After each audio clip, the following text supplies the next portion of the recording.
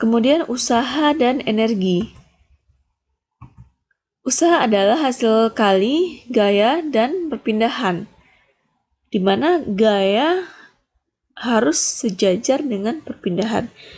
Jadi seandainya gaya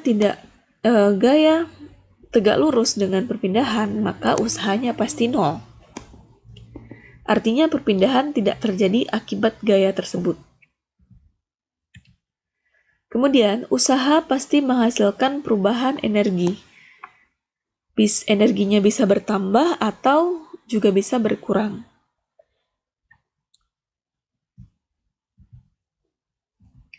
Selanjutnya, kita bahas medan gravitasi. Newton mengatakan bahwa semua benda bermassa pasti memiliki medan gravitasi. Kita akan ilustrasikan dengan benda hijau. Dia memiliki medan gravitasi yang menuju ke dirinya, di mana rumusan medan gravitasi adalah G dikali M per R kuadrat. Nah, jadi untuk menentukan medan gravitasi pada satu titik, jarak diukur terhadap pusat massa dari kedua benda. Nah, seandainya ada benda lain, benda biru, memasuki medan gravitasi dari benda hijau, apa yang terjadi? Benda biru akan mengalami gaya gravitasi, atau dia akan tertarik terhadap menuju benda hijau. Nah,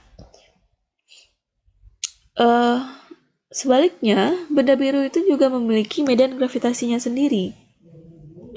Sehingga otomatis benda hijau sebenarnya juga berada di dalam medan gravitasi dari benda biru, sehingga dia juga mengalami gaya yang besarnya sama persis.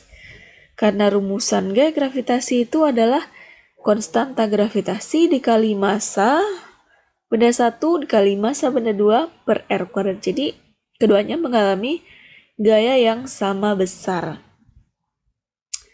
Nah, kemudian ini juga penting aplikasi hukum Kepler terhadap gerak planet. Kita bisa lihat di sini R pangkat 3 per periode kuadrat itu konstan untuk benda-benda yang berevolusi terhadap pusat gravitasi yang sama. Selanjutnya kita bahas momentum. Momentum ini adalah dia berhubungan sama impuls. Impuls adalah hasil kali, gaya, dan waktu. Sedangkan momentum adalah hasil kali massa dan kecepatan.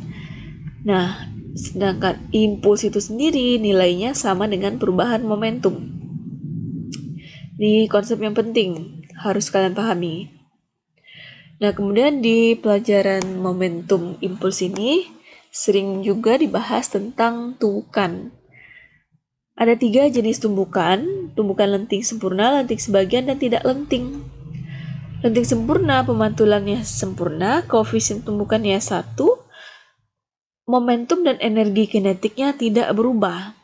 Contohnya kita melepaskan bola dari ketinggian 1 meter, lalu bola itu kembali terpantul ke ketinggian 1 meter. Itu berarti tumbukan bola dan lantai adalah lenting sempurna. Jadi tumbukannya tidak menghilangkan energi. Nah, untuk lenting sebagian, koefisien tumbukannya antara 0 dan 1, momentumnya tidak berubah. Karena kita membahas tumbukan yang dia tidak ada gaya eksternal yang bekerja, jadi impuls eksternalnya tidak ada. Jadi dia momentumnya tetap tidak berubah gitu.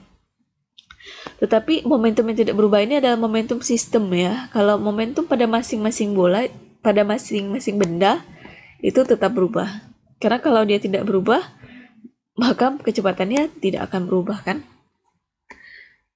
Kemudian pada lenting sebagian ini energi kinetik sudah berkurang pada proses tumbukan itu. Jadi tumbukan mengurangi energi. Kemudian untuk terakhir, tumbukan tidak lenting. Tumbukan yang tidak memantul. Ini ditandai dengan kedua benda yang bersatu setelah tumbukan. Momentumnya juga tidak berubah karena tidak ada gaya eksternal, energi kinetik berkurang, koefisien tumbukannya 0. Nah, selanjutnya kita lihat materi gerak harmonik sederhana. Nah, di sini contoh yang paling umum dari gerak harmonik itu adalah bandul dan pegas. Jadi kalian ingat rumus periode bandul, periode pegas. Periode bandul adalah 2pi akar panjang bandul per gravitasi. Makanya percobaan bandul bisa digunakan untuk memprediksi gravitasi asalkan percobaannya akurat. Kemudian pegas ini periodenya 2pi akar konstanta pegas per massa. Jadi untuk bandul, massa tidak mempengaruhi periode. Nah, frekuensi itu kan kebalikannya periode ya, tinggal dibalik aja rumusnya. Kemudian di atas ini kalian bisa lihat 3 rumus utama pada gerak harmonik. Pertama, rumus simpangan Y sama dengan A sin omega T. Sebenarnya boleh aja dinyatakan dalam cos. Kalau misalnya dia cos, berarti dia dimulai dari simpangan maksimalnya. Kalau dia sin, dimulai dari posisi keseimbangan. Kemudian V, kecepatan A omega cos omega T. Jadi kelihatan di sini simpangannya berubah-ubah, kecepatannya juga berubah-ubah. Jadi kecepatannya memiliki fungsi yang berkebalikan dengan simpangan. Jadi simpangannya sin, kecepatannya cos. Jadi pada gerak harmonik, simpangan dan kecepatan itu dia berkebalikan satu sama lain. Pada saat simpangannya 0, kecepatannya maksimal. Pada saat simpangannya bertambah, kecepatannya berkurang. Begitu juga sebaliknya. Kemudian untuk percepatan, kalian bisa lihat di sini, negatif A omega kuadrat sin omega T.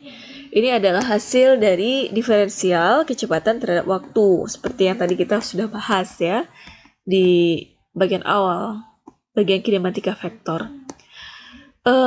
Ini ada tanda negatif. Secara fisika artinya adalah percepatan itu pada gerak harmonik memiliki arah yang berlawanan dengan simpangan. Jadi kalau simpangannya positif, percepatannya negatif. Kalau simpangannya lagi ke kiri, percepatannya ke kanan. Karena percepatan selalu mengarah ke titik setimbang. Gitu ya. Kemudian di sini kalian bisa lihat percepatan itu fungsinya sin. Berarti dia beriringan dengan simpangan. Jadi kalau simpangannya besar, percepatan juga besar. Simpangan 0, percepatan 0. Jadi percepatan dan kecepatan yang berkebalikan. Kecepatannya 0, percepatannya maksimal. Buktinya di bandul, pada saat dia berada pada simpangan terjauh, bandul diam, V-nya 0, percepatannya maksimal. Kenapa percepatannya maksimal? Karena gaya pemulihnya maksimal. Di gambar bisa kalian lihat tuh gaya pemulih adalah mg sin theta ya pada bandul. Jadi pada saat sudutnya besar, maka gaya pemulihnya akan besar. Oke, sudah selesai bagian gerak harmonik. Kita akan lanjut bagian terakhir, elastisitas. Rumus yang pertama yang harus kalian pahami adalah rumus modulus Young. Ya, ini sering ya keluar di UTBK. Modulus Young itu adalah tegangan dibagi regangan, atau kalau rumusnya dijabarkan lagi, karena tegangan itu adalah gaya perluas dan regangan itu adalah delta L per panjang awal, maka rumusnya menjadi seperti pada video. Selanjutnya, rumus hukum Hooke. Gaya pada pegas sebanding dengan gaya pada pegas sebanding dengan simpangan pegasnya. Atau digambar seperti grafik ini, ya linear ya. Tapi sebenarnya linearnya ada batasannya. Tapi yang kita pelajari hanya cukup pada bagian atau daerah yang linearnya saja. Kemudian pegas itu kalau disusun paralel, dia ditambahkan. Kalau disusun seri, dia pakai rumus 1 per. Berarti disusun seri akan memperkecil konstanta total. Memperkecil konstanta pegas total artinya mempermudah